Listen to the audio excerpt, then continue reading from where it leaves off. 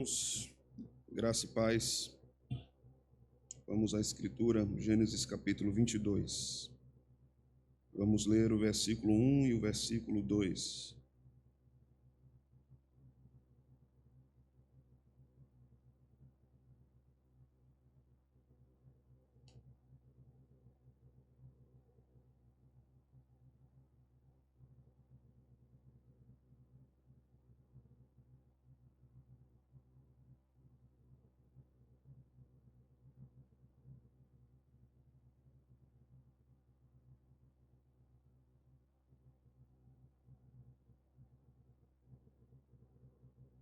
Diz a Escritura: depois destas coisas, pôs Deus Abraão à prova, e lhe disse: Abraão, este lhe respondeu: Eis-me aqui.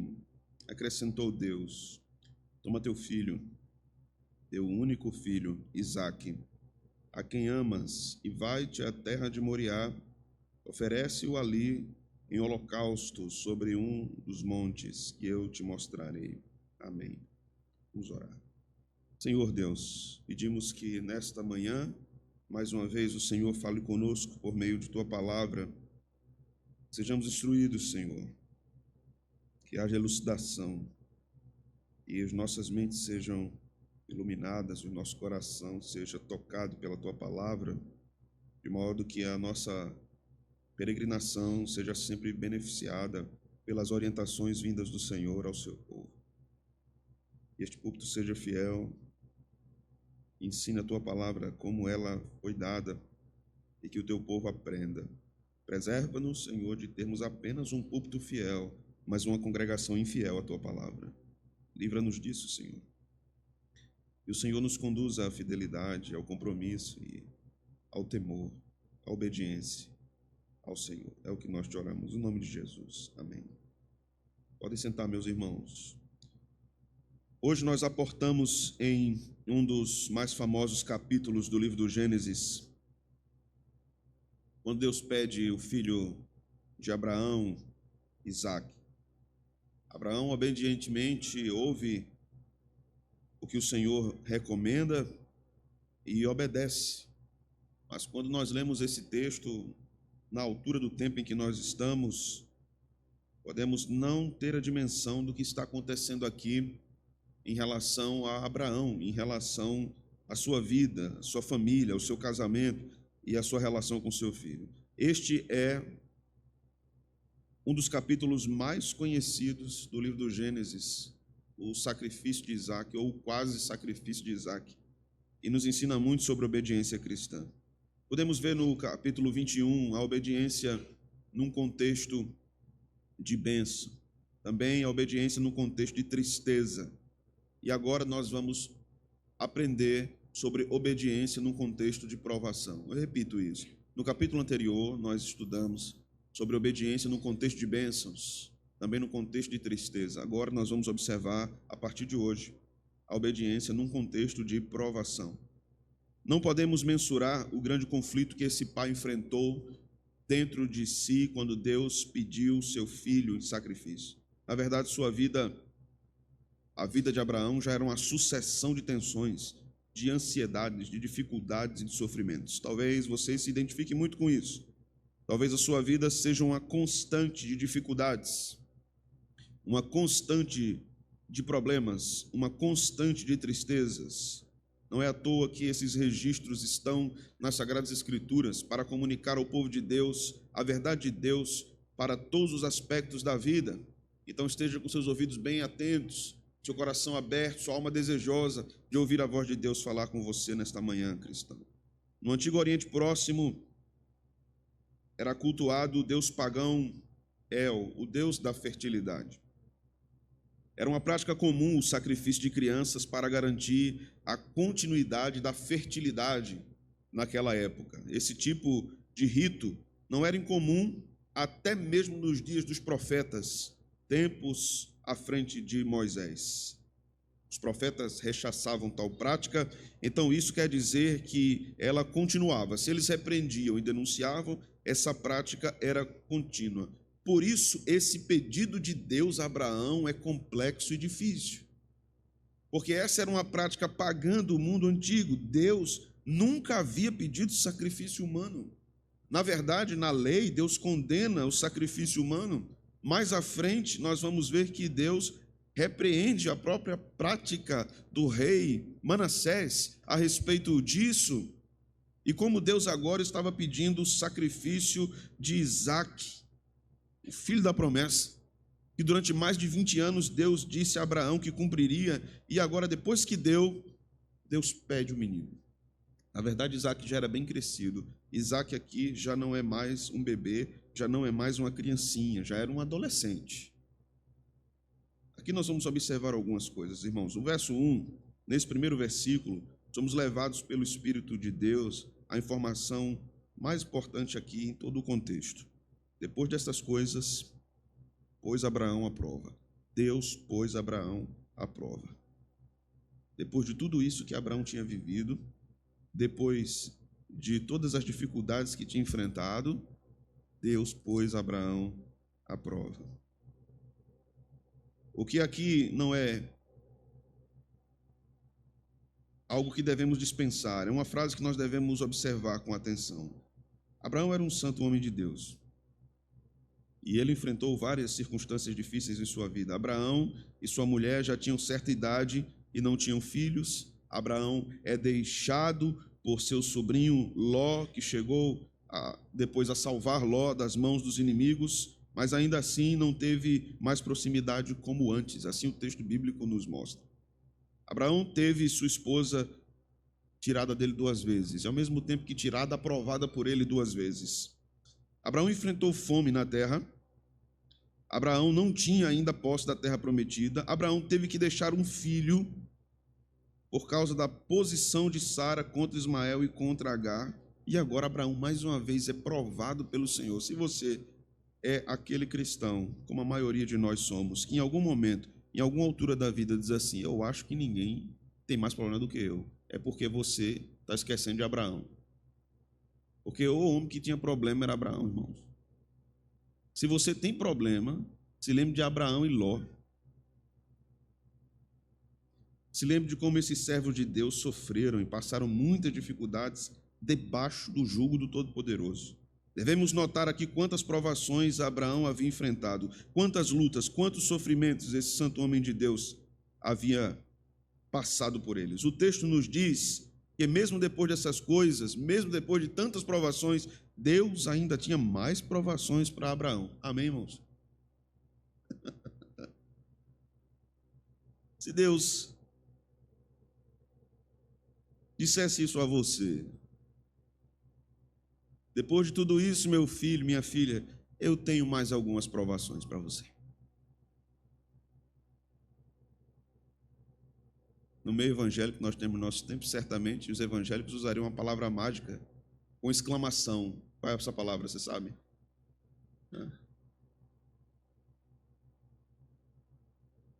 Pois o único que não pode ser amarrado é Deus. Todos os outros podem ser, Deus não, né? Os mais reformados diriam assim: misericórdia. Né? Deus chama Abraão, a intenção disso é a inconfundível certeza que Abraão deveria ter, que Deus estava falando com ele. O texto diz: depois dessas coisas, pôs Deus Abraão à prova e lhe disse. Deus estava falando com ele. Deus chama Abraão e lhe fala diretamente. E Abraão responde: eis-me aqui, Senhor. Abraão estaria agora diante da maior provação de sua vida. Devemos fazer aqui, então, aquela básica distinção entre provação e tentação. A provação tem uma finalidade de santificação. A tentação tem uma finalidade de pecado. Mas na provação vinda por Deus, porque Deus não tenta ninguém, na provação vinda por Deus, podemos ser tentados por nosso coração, pelo mundo, pelo diabo. Tentados a desobedecermos, tentados a não chegarmos no fim que Deus estabeleceu. A provação vem de Deus como objetivo de amadurecimento e crescimento da fé, irmãos. Abraão, que havia passado por vários momentos de ansiedade e sofrimentos, agora experimenta uma provação muito maior, ou muito pior. Deus lhe pede o seu próprio filho, o filho que Deus havia prometido, a bênção que Deus havia dado. O sofrimento de Abraão é muito grande aqui e se manifestava de várias formas. E podemos dizer, sem sombra de dúvida, pela leitura clara do texto, era um sofrimento psicológico. Um sofrimento psicológico. Sofrimento de um pai que já havia se afastado de um filho e agora perderia outro filho. Que Deus é esse que está me tirando tudo que me deu? Nós não temos aqui um cenário de Jó, que é Satanás que ataca e retira. Nós temos Deus fazendo isso diretamente. Você serviria um Deus assim, revelado a Abraão? Um Deus que tira de você os seus bens mais preciosos? Um Deus que tira seus filhos, seu cônjuge, as maiores alegrias que você tem na vida? Você estaria disposto a continuar obedecendo a Deus se Ele tirasse tudo que faz você feliz? Porque o texto diz que Isaac era o filho amado de Abraão. O filho amado. O sofrimento de um crente que sabia que Deus havia prometido que a sua semente seria uma bênção para as nações, que as famílias da terra seriam abençoadas nele. E agora a contradição toda de todos os anos de promessa, quase 30 anos de promessa e cumprimento de Deus, em um momento agora, em um instante que Deus fala, Deus diz assim: mate seu filho para mim. Talvez você nunca tenha ouvido isso, mas eu vou lhe dizer. Deus nos confunde. Há momentos que Deus nos confunde. O preço da obediência era alto, a perda tinha um valor incalculável para Abraão e também simbolizava uma perda histórica para a salvação. Deus estava se contradizendo. Será que Deus era alguma espécie de louco? Nós vamos ver à noite que disseram isso sobre Jesus. Na verdade, seus parentes acreditavam que ele tinha endoidecido, como a gente diz no Nordeste. Será que Deus perdeu o equilíbrio aqui? Está falando com Abraão e pedindo algo que contradizia o que ele mesmo tinha prometido? Veja o verso 2. Acrescentou Deus: toma o teu filho, teu único filho, Isaque. O que é que diz agora? Quem amas? Veja a frase, viu? Note a frase. Pega o seu filho a quem você ama. Você tem amor real e profundo por ele. Você de fato tem uma ligação profunda e afetuosa com esse menino. E vai-te à terra de Moriá. Oferece-o ali em holocausto. O que é que diz agora? Você entende essa frase aqui? Vá para Moriá, você vai oferecer o seu filho. E lá havia montes. Mas Deus diz: vá para lá. Lá eu vou mostrar qual é o monte. Eu não vou dizer agora não.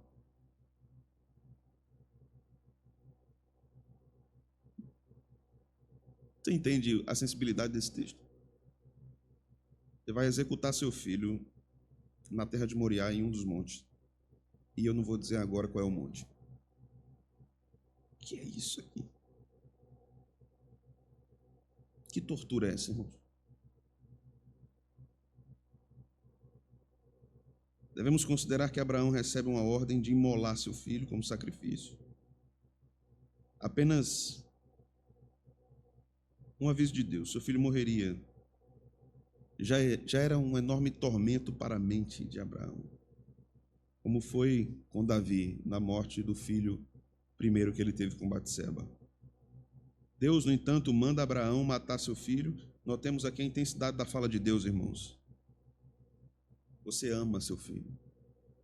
Você ama. Eu sei que você ama, mas eu quero o filho. A ordem de Deus é aparentemente contraditória, mas Abraão não desobedece. Abraão não estava entendendo o que Deus estava fazendo, mas ele não desobedece. Abraão não olha para o que Deus estava falando e diz: não, isso aqui deve ser vozes da minha cabeça, ou o meu raciocínio está não estou acreditando que Deus está falando um negócio desse comigo, não é possível.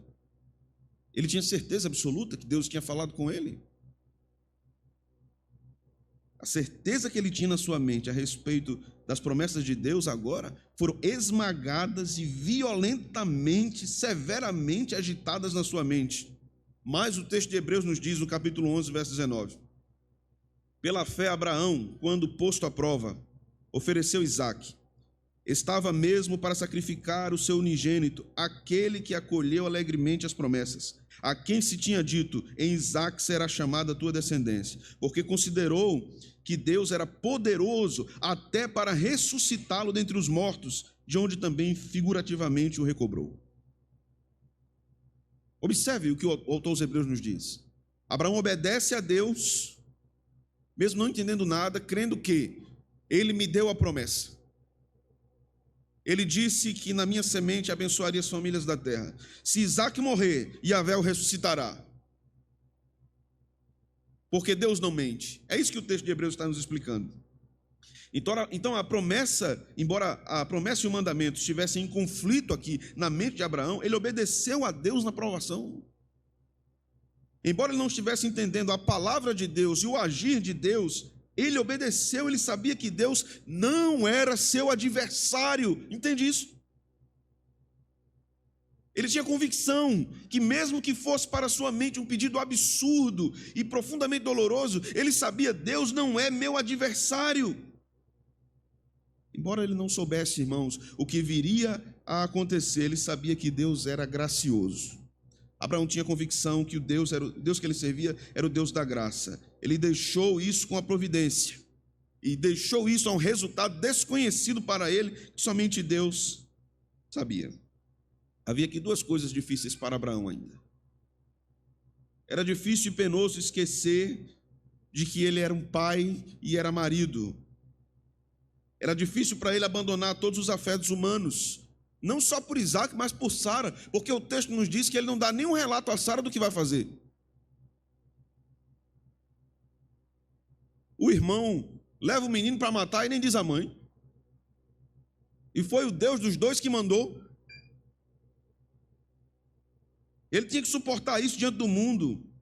Era um estigma de vergonha e de crueldade. Ele estava se submetendo a algo tão contraditório e tão absurdo, mas ele sabia que era Deus que estava o conduzindo. Segunda coisa, era muito mais horrível que ele concebesse que Deus estava se contradizendo.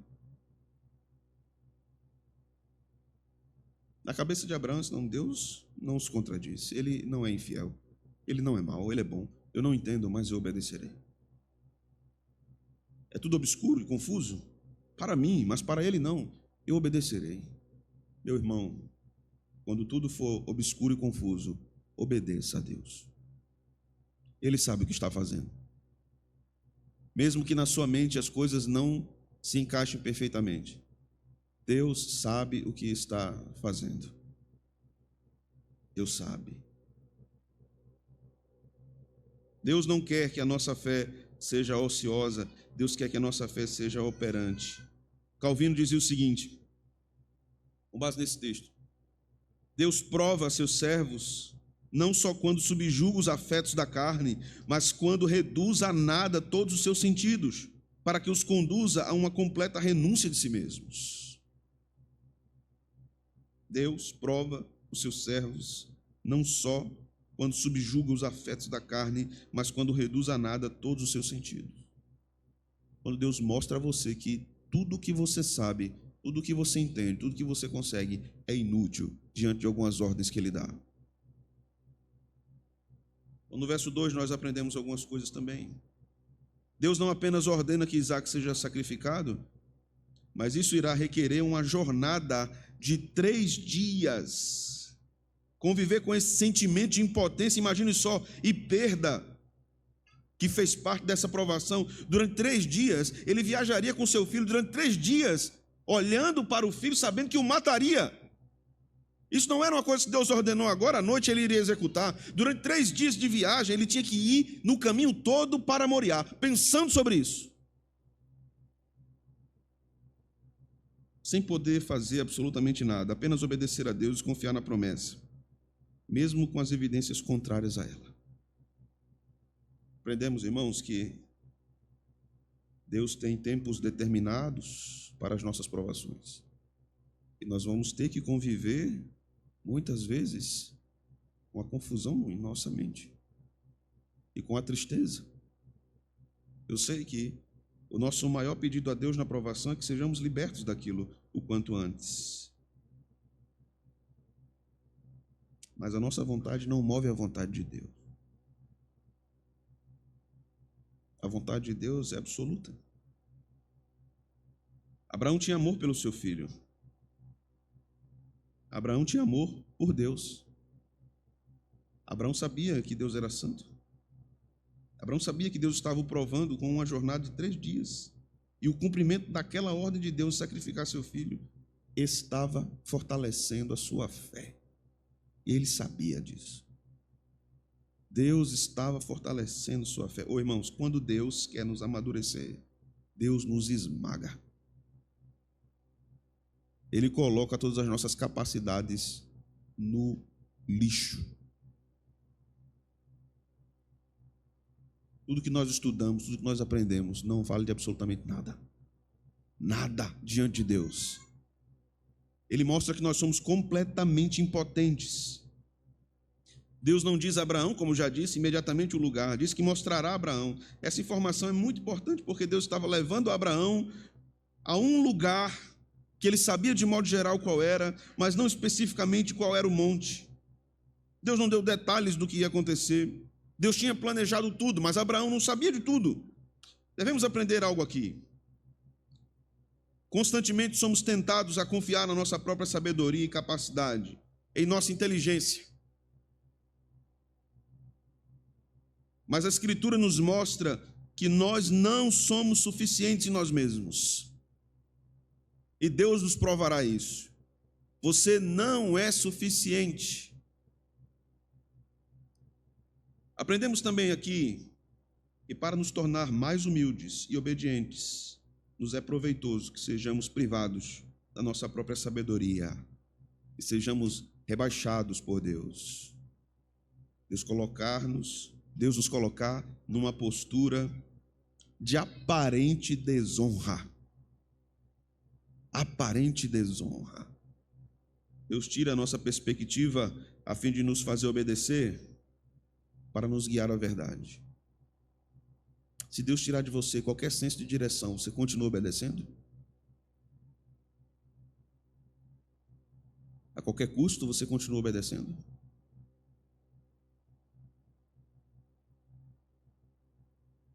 Devemos meditar sabiamente nisso, irmãos. Investigar o que as Escrituras ensinam sobre a provação. Nesse texto aprendemos que quando estamos sendo provados propositalmente por Deus, Ele nos deixa sem informações que queremos.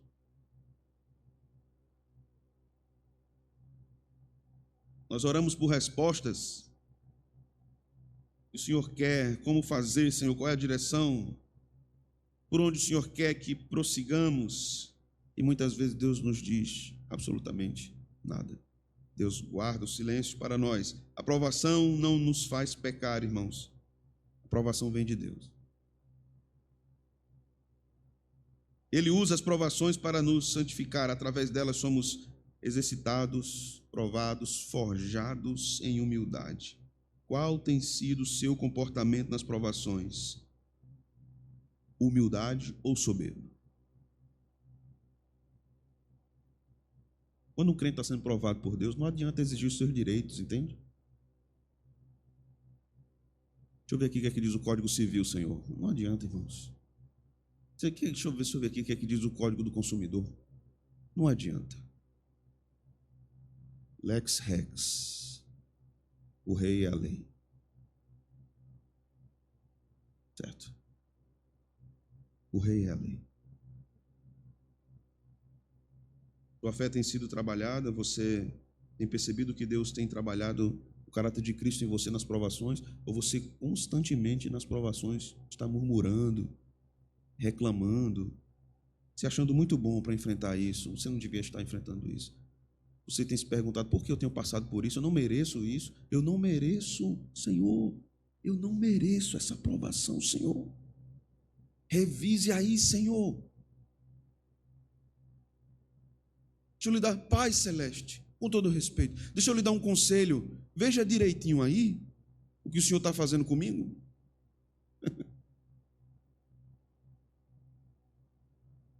Veja bem, Senhor. Eu sou uma pessoa assim, talvez o senhor não me conheça direito, mas eu sou uma pessoa que eu não mereço, não. Estava enfrentando isso. Sou uma pessoa organizada. Eu sou uma pessoa que eu tenho uma poupança. Eu tenho investimentos no mercado financeiro. Eu tenho ações em grandes empresas. Senhor, eu dou dízimo. Eu ajudo. Eu levo um alimento para a cesta básica da igreja, Senhor. Eu ajudo quando precisa. Eu pego peso. Senhor, o que é que está acontecendo que eu não estou entendendo? Deus não deve satisfação a você. Quando Deus nos prova, devemos discernir sua voz. A nos guiar nas dificuldades, devemos obedecer mesmo sem entendermos nada. Nas provações, Deus trata com nossos sentimentos. E é Ele fazendo isso. Sentiremos ansiedade, sentiremos impaciência, teremos dúvidas, e Deus nos deixará lá.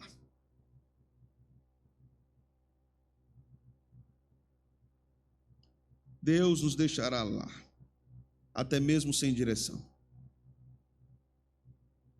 para nos fazer mais submissos e confiantes na direção que Ele tem para nós. Nenhuma provação, meus irmãos, tira a fé do crente. Nenhuma provação tira a fé do crente. Nenhuma provação destrói o crente. Nenhuma. O Deus que nos prova é o Deus que nos preserva, que nos sustenta. São para nos fazer crescer na fé. Principalmente aquelas ovelhinhas teimosas que não gostam de seguir os meios ordinários de Deus para crescer. E não tem tempo de ler a Bíblia, e não tem tempo de orar, não tem tempo para vir numa reunião de oração, não tem tempo para as atividades espirituais, não tem tempo. Deus fará você ter tempo. Deus fará. Deus te dará tempo, crente. Deus te provará para te dar tempo para servi-lo, para entender que sua vida é um sopro, é um grão de poeira, e que a melhor forma de você viver a sua vida é vivendo perante a face de Deus, glorificando o Senhor. Não tem outra forma melhor de viver a vida. Vida boa, irmãos, não é sombra e água fresca e água de coco. Vida boa é vida vivida com Jesus. Essa é a vida boa. E o Senhor aplique tudo isso ao nosso coração. Senhor, nós bendizemos nessa manhã. Aplica a Tua palavra, Senhor, ao nosso coração e ajuda-nos a entendermos que a obediência ao Senhor é a coisa mais importante para nós. Nos ajuda, Senhor, a discipularmos o nosso coração com a verdade de que o Senhor é gracioso, mesmo quando as coisas não estão bem. Nosso coração nos engana, Senhor. Ele nos trai. Por isso devemos lembrar da Tua palavra e que o Senhor nos ensina nela. Ó Deus bendito, tem misericórdia das nossas fraquezas e ajuda-nos a sermos fiéis a Ti, como nosso irmão Abraão foi. É o que nós te oramos no nome de Jesus. Amém. Que a graça e a paz do nosso Senhor e Salvador Jesus Cristo, o amor de Deus nosso Pai e as divinas consolações do Espírito Santo sejam conosco hoje e sempre. Amém.